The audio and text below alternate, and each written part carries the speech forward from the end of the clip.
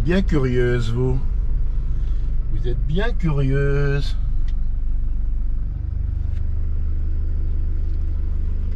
Alors ça, c'est des vaches asturiennes, c'est des vaches à viande, c'est pas des vaches à lait. Ça donne pas beaucoup de lait.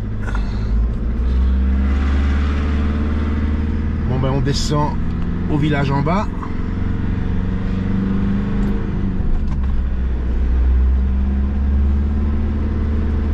On va aller voir comme c'est sympa.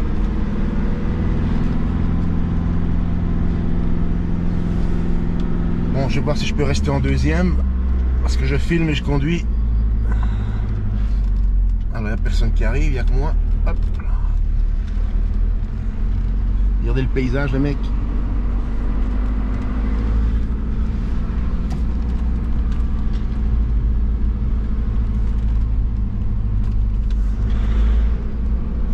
La fameuse montagne, le pic de Boles que vous voyez là-bas.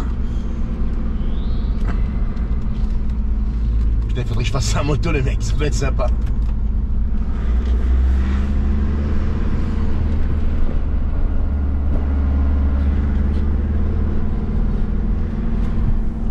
Alors moi ici je roule avec un vieux Terrano Nissan, la meilleure des générations, un moteur qui fait 1 million de bornes je crois sans même changer l'huile, un turbo diesel, c'est méga puissant, c'est la meilleure bagnole pour la région où je suis. Regardez les mecs ici, putain, ils sont motivés hein, parce que ça monte, je peux vous le dire, hein. Ça monte grave ici.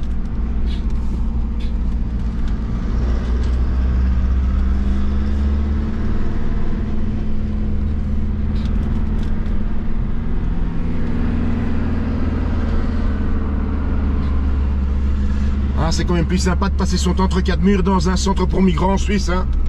Moi je vous le dis, hein. Là je viens d'acheter de la viande au Lidl, mais des grosses courses. J'en ai eu pour combien on en a eu? Pour même pas 50 € je crois, chez Lidl, avec de l'Angus beef et tout. Voilà, on arrive au village en bas, Panes.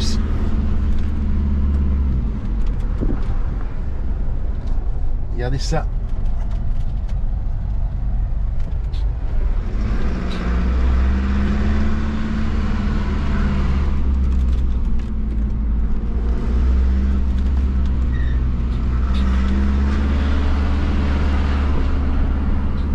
Il fait chaud aujourd'hui, le soleil tape grave. J'ai pas encore vu la mer, ça va faire 24 heures que je suis là. Voilà, on passe un petit village de Panes en bas, avec les maisons en style asturien.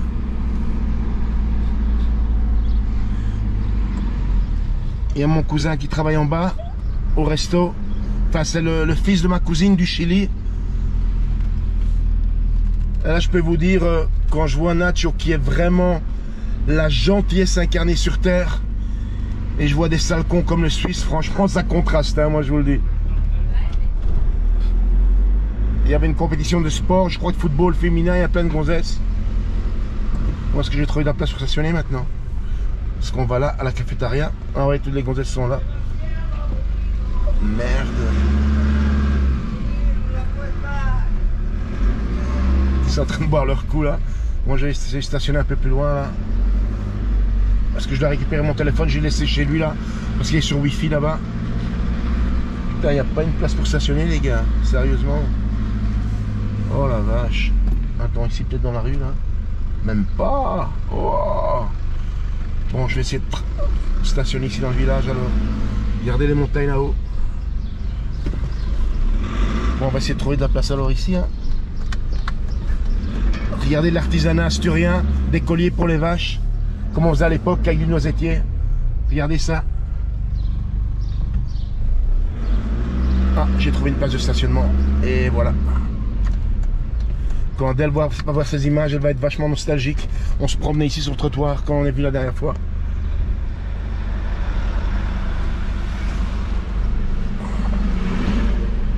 Bon, je stationne.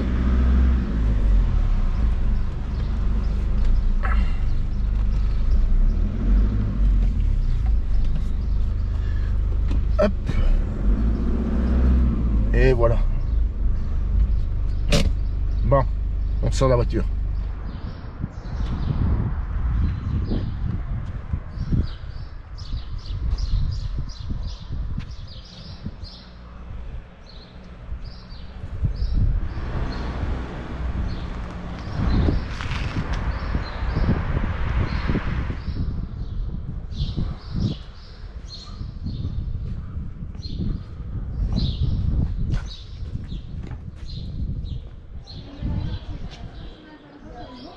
Regardez ça, il y en a encore dans tous les villages.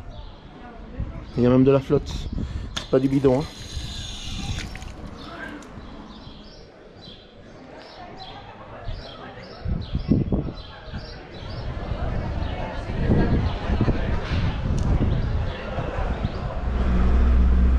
Allez, c'est parti. On part vers la mer maintenant. Il y a 12 km jusque là. Dans un petit village qui s'appelle Unquera. Là, c'est déjà la Cantabrie, puisque moi je suis dans les Asturies orientales, c'est-à-dire à la frontière avec la Cantabrie. Je n'ai pas filmé tout le trajet, mais vous allez voir les panoramas qu'il y a. Il faudra que je passe filmer aussi la rivière de là, elle est plus belle à voir. Vous avez vu le panorama qu'il y a ici?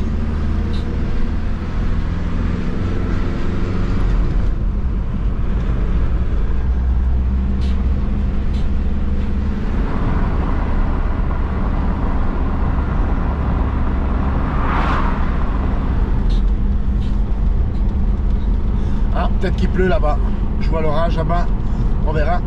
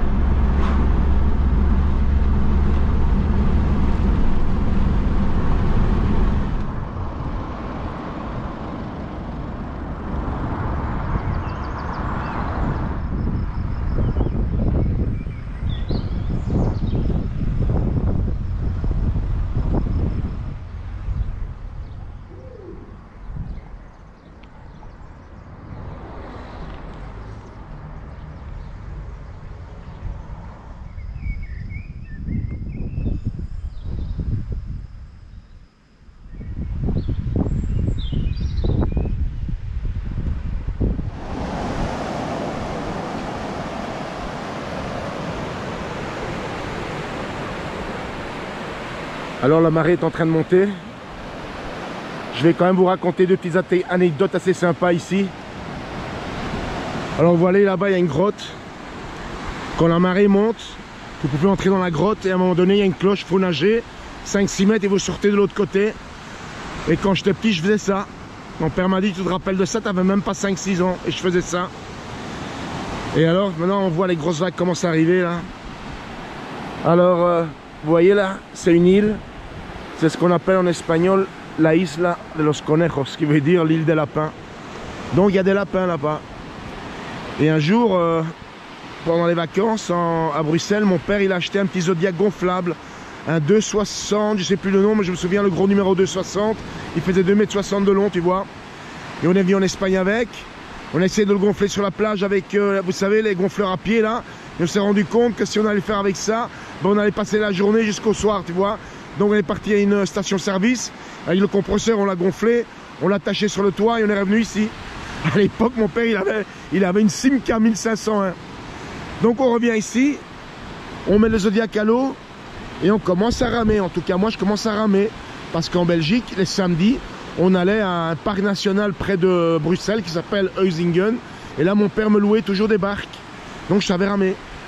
Donc, je commence à ramer et à ramer, Mais il faut savoir qu'ici, ce sont des plages à mer ouverte. Ça veut dire que c'est pas une forme de croissant. Et les premiers rochers cassent les vagues. Ce sont vraiment des grosses vagues qui arrivent. Surtout qu'il y a du mauvais temps. Donc, on part là-bas vers l'île. Et au fur et à mesure qu'on avance, 500-600 mètres dedans, on commence à avoir des trous de mer comme ça de 100 mètres. De plus en plus. Et je me dis, putain, quand même, c'est autre chose que Huizingen, quoi. Et quand on commence à se rapprocher des rochers, là, de l'île des lapins, là, c'était vraiment des gros trous avec des grosses vagues, tu vois.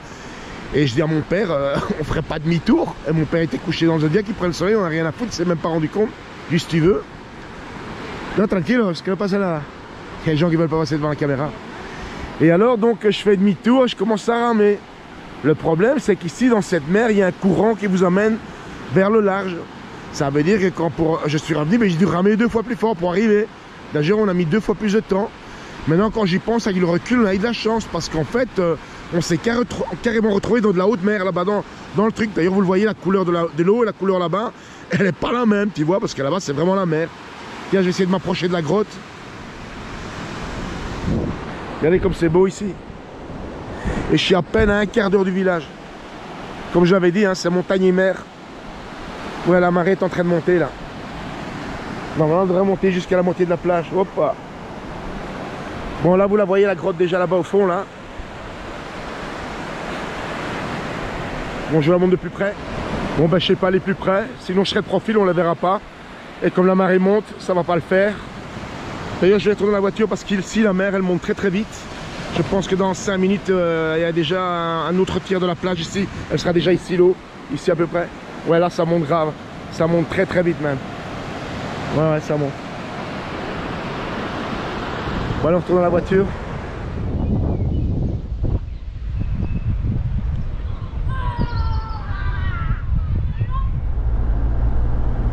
Alors, ça, c'était une des plages des Asturies.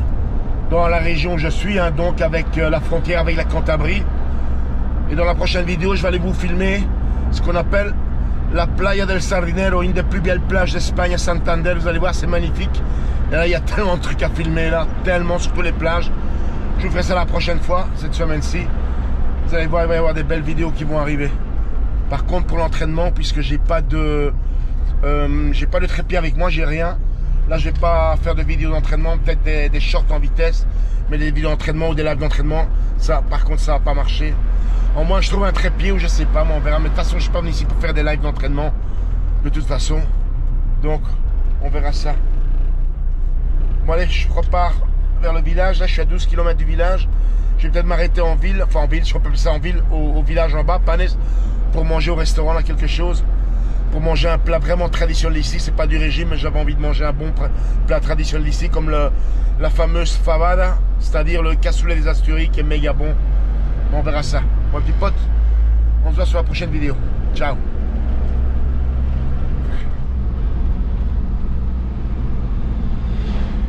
Il y a de l'orage dans l'air.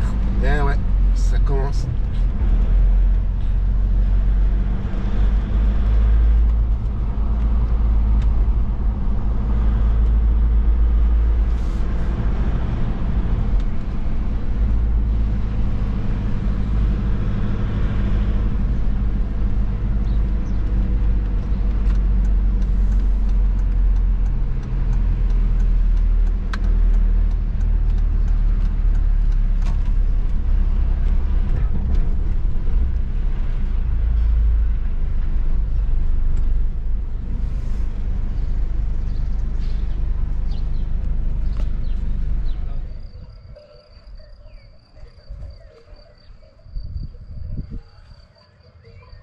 Là-bas en haut, il y a de l'orage.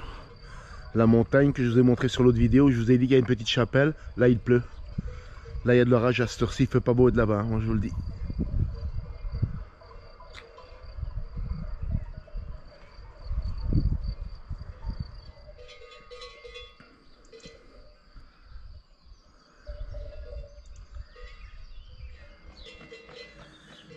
Bon, je vais vous raconter une petite anecdote sur ce mur très spécial ici, qui est fait en pierre.